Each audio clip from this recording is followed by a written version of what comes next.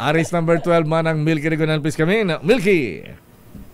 Lakay at Sister L, dagdag na workload sa mga guro kung uobligahin pa sila na magturo ng reproductive health. Ayon kay Pasig City Representative Roman Romulo, chairman ng House Committee on Basic Education and Culture, marami ng tungkulin ng mga guro at hindi na dapat ibigay sa kanila ang naturang responsibilidad.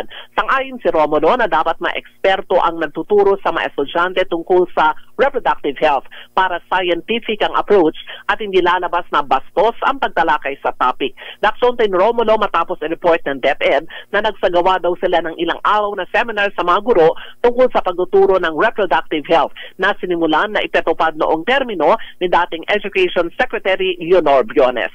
Narito si Pasig City Representative Roman Romulo. Ngayon, ang dapat gawin ng Department of Education ay kumuha ng mga dalubhasa. Yes. Na pwedeng 1 or 2 days sila ni magtuturo ng diretsyo para talagang maging very objective and scientific. At kung may katanungan, ay sila rin ang makakasagot.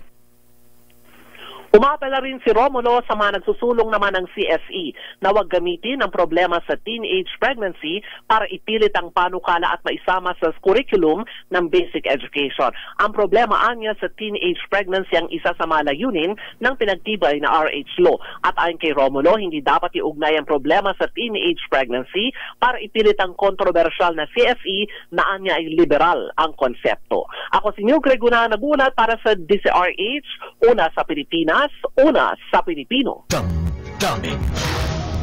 Maraming salamat, Manang Milky.